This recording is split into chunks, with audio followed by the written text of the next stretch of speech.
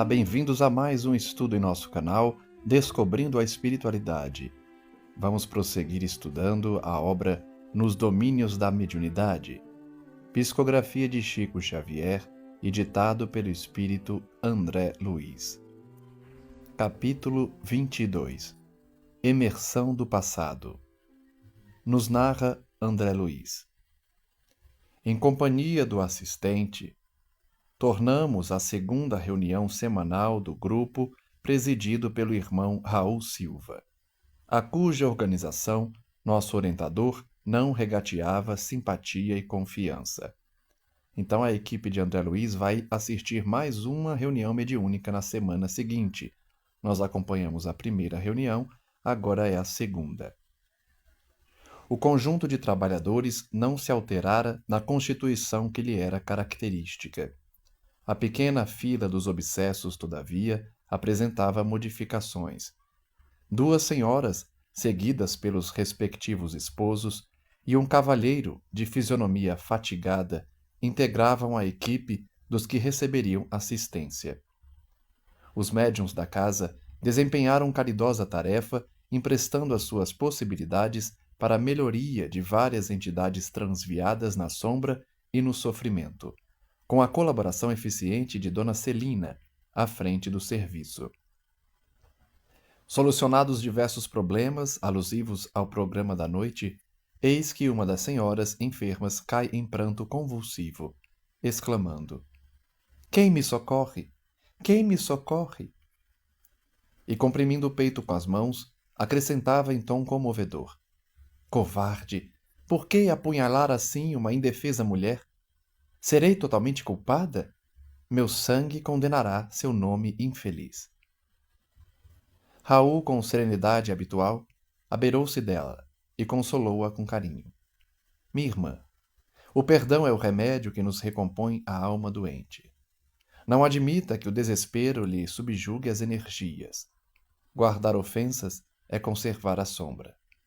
Esqueçamos o mal para que a luz do bem nos felicite o caminho." "Olvidar? Nunca!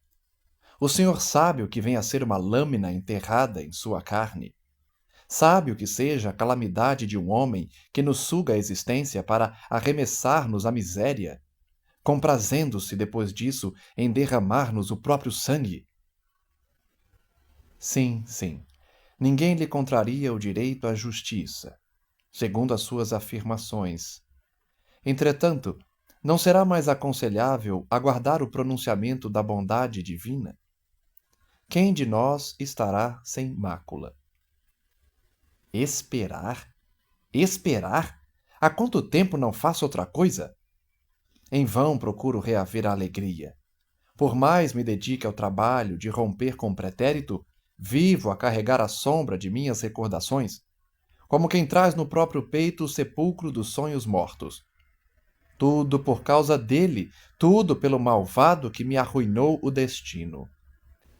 Nota-se aqui que o caso é de um homicídio, em que essa mulher sofreu, talvez um feminicídio, né?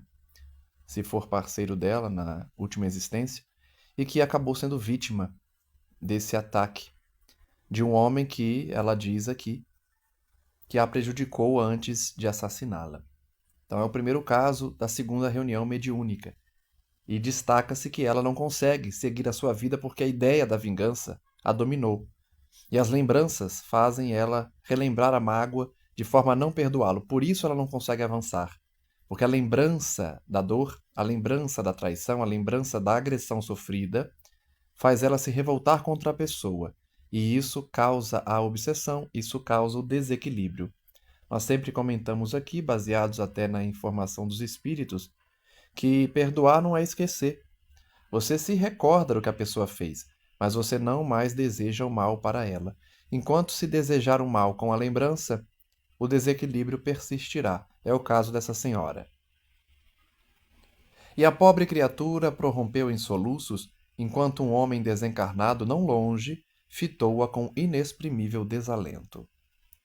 Perplexos, Hilário e eu lançamos um olhar indagador ao assistente, que nos percebeu a estranheza, porquanto a enferma, sem a presença da mulher invisível que parecia personificar, prosseguia em aflitiva posição de sofrimento.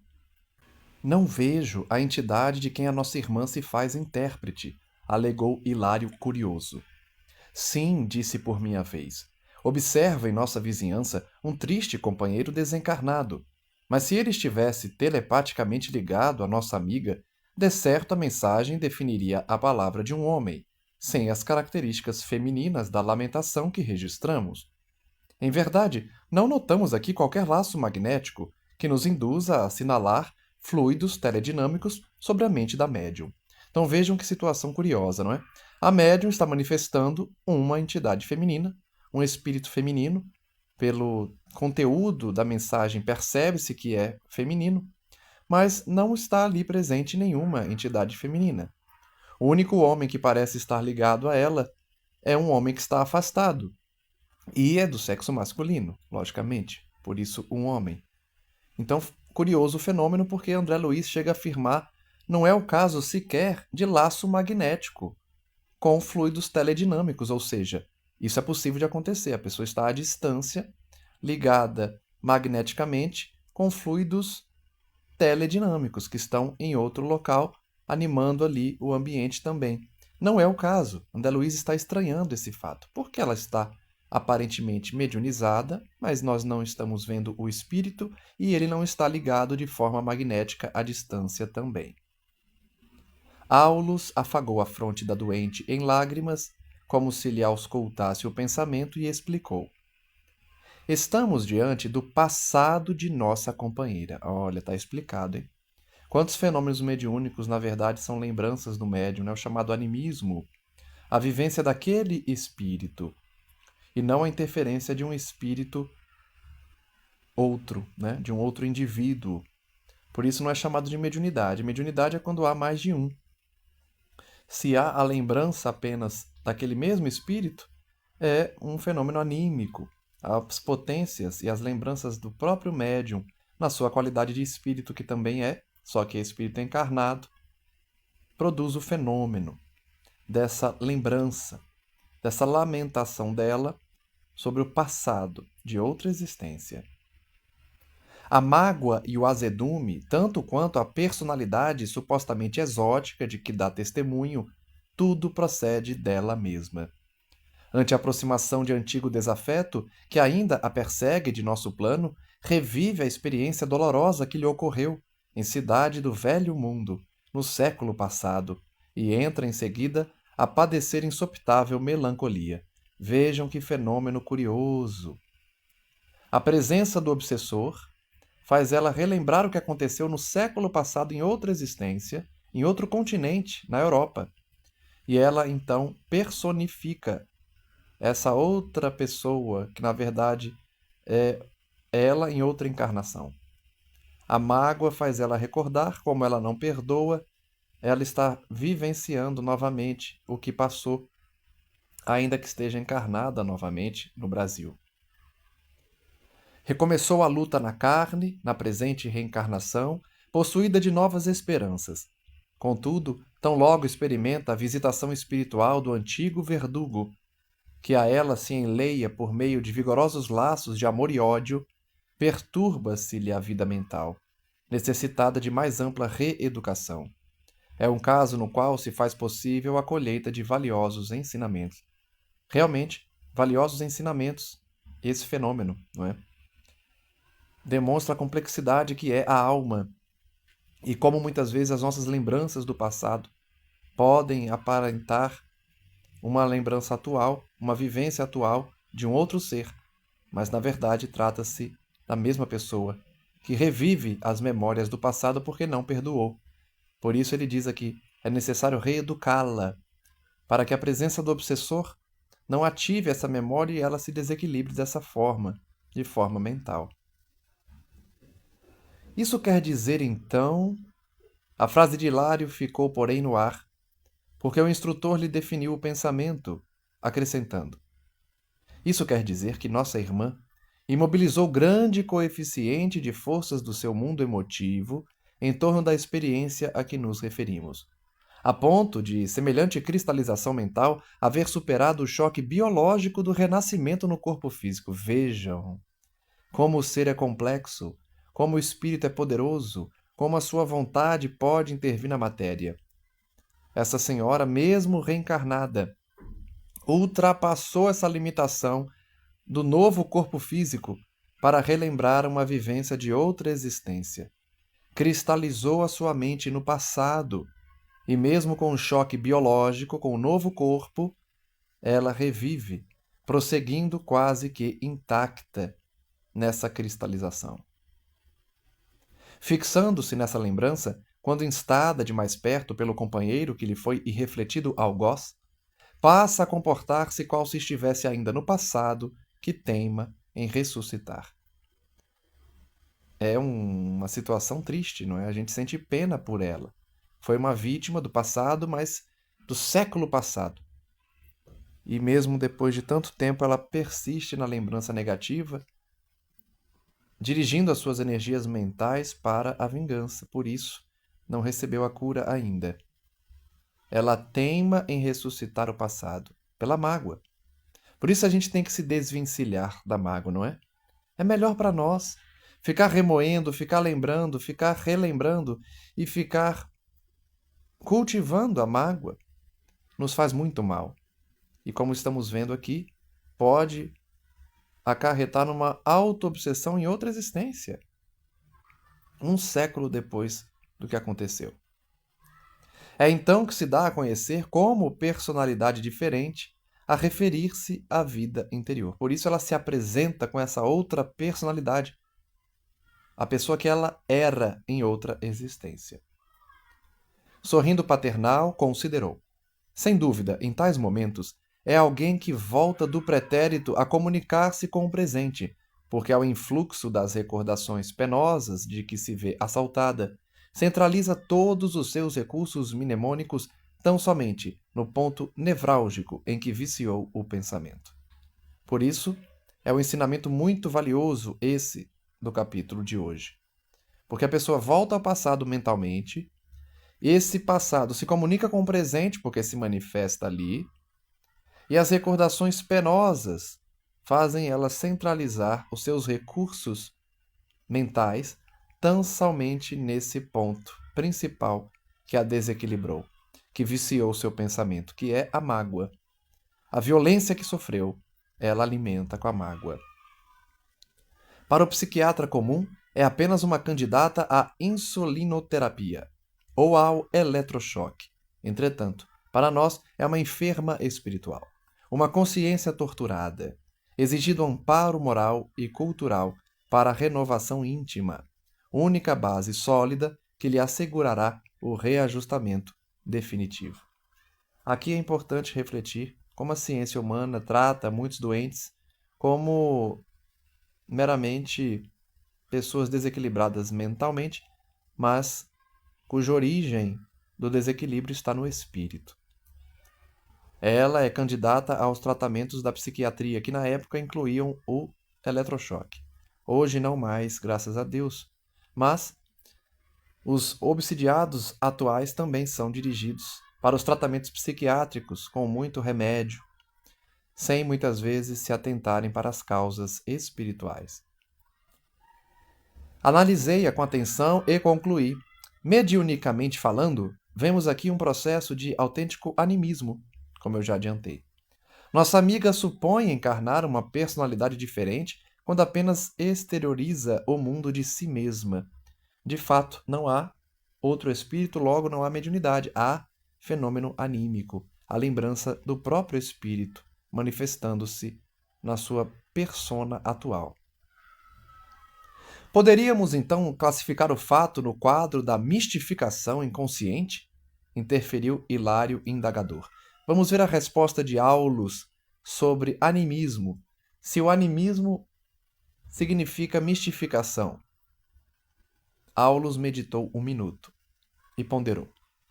Muitos companheiros matriculados no serviço de implantação da nova era, sob a égide do espiritismo, vêm convertendo a teoria animista num travão injustificável, a lhes congelarem preciosas oportunidades de realização do bem.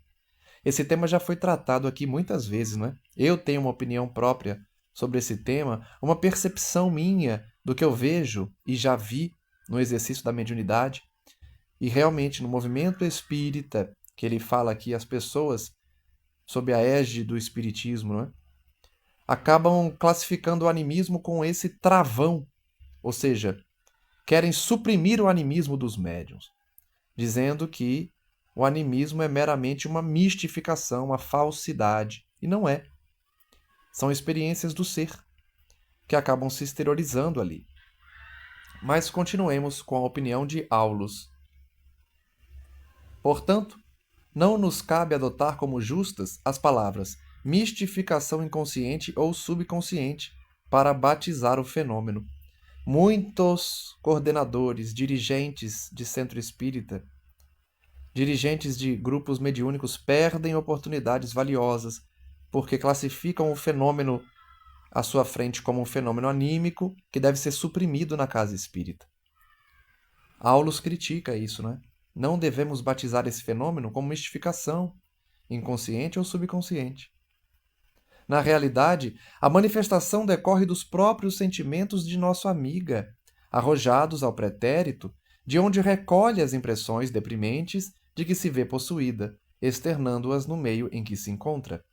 O pensamento que me veio aqui agora é o seguinte: muitas vezes nós queremos ajudar os espíritos, não é? Espíritos sofredores que se comunicam, a gente conversa, dialoga com todo carinho. Por que que quando esse espírito em sofrimento é o próprio médium, o dirigente não atende ele, né? O dirigente não trata ele com o mesmo carinho que trata outros espíritos. Então, se é um fenômeno anímico, que essa médium seja também tratada com muito carinho, com muito amor, da mesma forma que tratamos os espíritos sofredores que se comunicam por meio daquela mesma médium ou de outros médiums. Então, por que esse tratamento diferenciado? Apenas porque a médium está encarnada? Ela também precisa de tratamento, como essa senhora aqui. Ela precisa desabafar, ela precisa ser ouvida e cuidada. E a pobrezinha efetua isso quase na posição de perfeita sonâmbula, porquanto se concentra totalmente nas recordações que já assinalamos, como se reunisse todas as energias da memória numa simples ferida, com inteira despreocupação das responsabilidades que a reencarnação atual lhe confere. Então ele ressalta, ela é doente também, ela também precisa de cuidado. Está presa no pensamento fixo do passado e precisa se libertar disso. Achamo-nos, por esse motivo, perante uma doente mental, requisitando-nos o maior carinho para que se recupere. Então, carinho ao médium que está ali no fenômeno anímico. Mesmo que o dirigente perceba que não há espírito algum, que é tudo fruto, é tudo produção de uma mesma mente da médium encarnada, que ela seja cuidada também para que se recupere. Para sanar-lhe a inquietação, todavia, não nos bastam diagnósticos complicados ou meras definições técnicas no campo verbalista, se não houver o calor da assistência amiga. Então não adianta dialogar, não adianta chamar atenção, não adianta brigar, se não tiver o calor da assistência amiga, a caridade, a fraternidade real, não vai conseguir auxiliar aquela médium, aquele espírito, acima de tudo. Nosso orientador fez ligeira pausa, acariciando a enferma, e enquanto Raul Silva continuava a doutriná-la e consolá-la, notificou-nos bondoso. Deve ser tratada com a mesma atenção que ministramos aos sofredores que se comunicam. Olha só, acabei de falar. Eu estou rindo, né? Porque eu acabei de falar. O pensamento que me veio foi o pensamento que agora nós vemos aqui impresso nas páginas do livro. Devemos tratar um médium que está sob efeito do animismo, que está como um fenômeno anímico, da mesma forma, com o mesmo carinho que tratamos os sofredores que se comunicam na reunião mediúnica. É também um espírito imortal solicitando-nos concurso e entendimento para que se lhe restabeleça a harmonia. A ideia de mistificação talvez nos impelisse a desrespeitosa atitude diante do seu padecimento moral. É o que acontece em muitas casas espíritas. Eu já vi, pessoalmente, um grupo mediúnico perder a produtividade da reunião. O grupo vai se desfazendo por conta desse clima, as acusações dos dirigentes aos médiuns de que eles estavam num fenômeno anímico, ou seja, numa mistificação. E isso vai suprimindo o sentimento do médium, ele vai perdendo a naturalidade e piora mais ainda a reunião, porque daí os médiuns não terão segurança para darem aso às comunicações, por receio de serem criticados, julgados pelos dirigentes, que apontam dedos como se eles fossem mistificadores. Por isso, nestas circunstâncias, é preciso armar o coração de amor, a fim de que possamos auxiliar e compreender. Um doutrinador sem tato fraterno apenas lhe agravaria o problema, porque, a pretexto de servir à verdade, talvez lhe impusesse corretivo inoportuno em vez de socorro providencial. Acabei de falar, muitos dirigentes acusam o médium de ser mistificador, chama a atenção dele, impõe um corretivo em vez de socorrê-lo. Primeiro é preciso remover o mal para depois fortificar a vítima na sua própria defesa. Felizmente, o nosso Raul assimila as correntes espirituais que prevalecem aqui, tornando-se o enfermeiro ideal para situações dessa ordem. Então, Raul é uma exceção, é um dirigente que realmente está consciente de que deve tratar seus médiuns com muito carinho, da mesma forma que trata os espíritos sofredores. Hilário, tanto quanto eu, edificado com os ensinamentos ouvidos, perguntou respeitoso: e podemos considerá-la médium mesmo assim? Aqui é interessante, hein, a resposta. Vamos ver. Como não? Um vaso defeituoso pode ser consertado e restituído ao serviço. Naturalmente, agora a paciência e a caridade necessitam agir para salvá-la. Nossa irmã deve ser ouvida na posição em que se revela, como se fosse em tudo a desventurada mulher de outro tempo, e recebida por nós nessa base, para que use o remédio moral que lhe estendemos, desligando-se, enfim, do passado. Então, sim, tratá-la como médium, mesmo que o fenômeno não seja tecnicamente mediúnico, porque é um fenômeno puramente anímico, mas tratá-la como médium que está recebendo um espírito ali, para que o espírito dela em sofrimento seja tratado. O assunto não comporta desmentido, porque indiscutivelmente essa mulher existe ainda nela mesma. A personalidade antiga não foi tão eclipsada pela matéria densa como seria de desejar. Ela renasceu pela carne, sem renovar-se em espírito. Então, por mais que o doutrinador esteja conversando com o espírito da médium, como ela está lembrando da sua persona de outra existência, não tem problema você conversar e tratá-la como um fenômeno mediúnico, porque é a personalidade antiga que precisa de auxílio. O assistente fixou o gesto de quem mergulhava na própria consciência, a sonda de suas reflexões, e falou qual se o fizesse de si para consigo. Ela representa milhares de criaturas aos nossos olhos. Quantos mendigos arrastam na terra o esburacado manto da fidalguia efêmera que envergaram outrora? Então, olha o raciocínio, não é? De Hilário. Quantos mendigos estão nas ruas, ainda vivenciando uma encarnação anterior em que foram nobres, fidalgos? Quantos escravos da necessidade e da dor trazem consigo a vaidade e o orgulho dos poderosos senhores que já foram em outras épocas? Quantas almas conduzidas à ligação consanguínea caminham do berço ao túmulo, transportando quistos invisíveis de aversão e ódio aos próprios parentes, que lhes foram duros adversários em existências preguiças?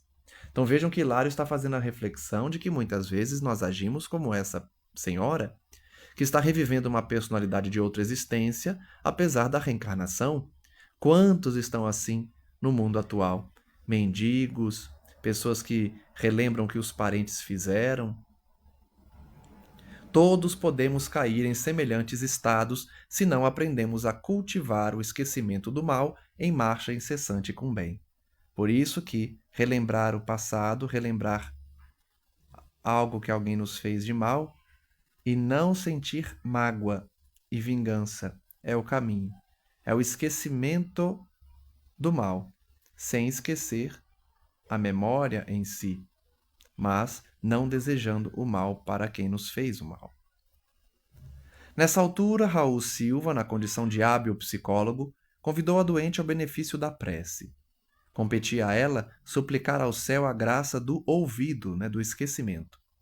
Cabia-lhe expungir o passado da imaginação de maneira a pacificar-se, e, singularmente comovido, recomendou-lhe repetir em companhia dele as frases sublimes da oração dominical. Olha que bonito o exercício da doutrinação, não é?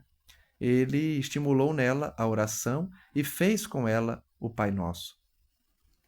A pobre senhora acompanhou-o docilmente. Ao término da súplica, mostrava-se mais tranquila. O prestimoso amigo, traduzindo a colaboração do mentor que o acompanhava solícito, rogou-lhe considerar, acima de tudo, o impositivo do perdão aos inimigos, para a reconquista da paz. E, em lágrimas, a enferma desligou-se das impressões que a imobilizavam no pretérito, tornando a posição normal.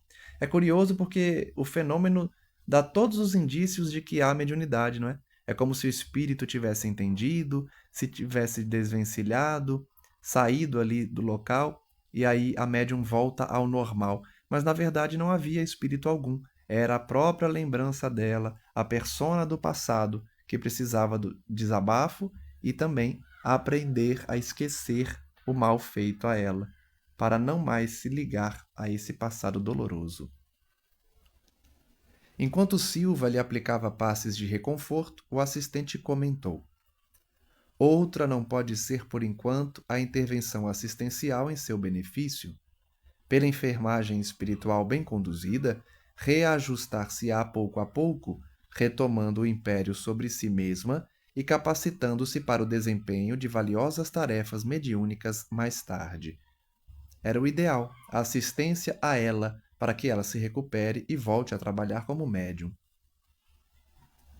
Estimaríamos a possibilidade de continuar analisando o caso sob nossa vista. Contudo, a outra senhora doente passou de improviso ao transe agitado e era preciso estudar, fazendo o melhor. Então, eles vão para o próximo caso que nós estudaremos no próximo capítulo, no próximo estudo.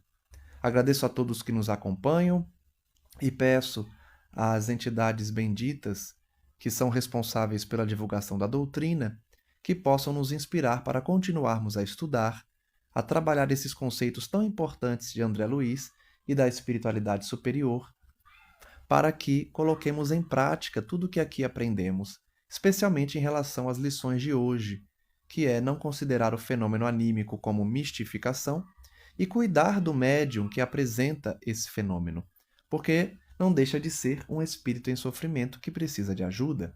A diferença é que ela está encarnada e que está lembrando de uma memória de outra existência.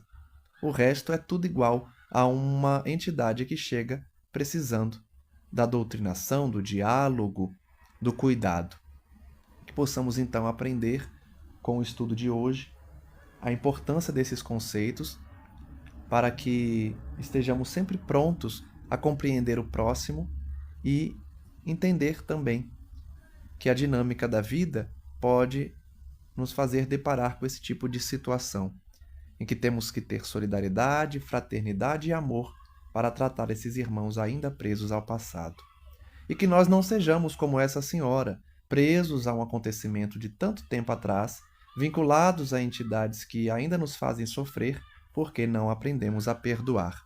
Que possamos perdoar todas as mágoas, todos os sofrimentos impostos a nós, reconhecendo que da lei divina ninguém escapa e que por isso espiamos algo do passado, entregando todos aqueles que nos fizeram mal para a lei divina, sem cultivar mágoas, sem cultivar nenhum tipo de sentimento negativo que nos prenda ao passado. Agradecemos acima de tudo a Cristo Jesus, nosso Senhor, a Deus nosso Pai, e rogamos que Maria Santíssima, Mãe das Mães, possa envolver toda a terra e auxiliar esses obsidiados e obsessores a despertarem para Cristo. Graças a Deus, que assim seja. Um forte abraço a todos e até o próximo estudo.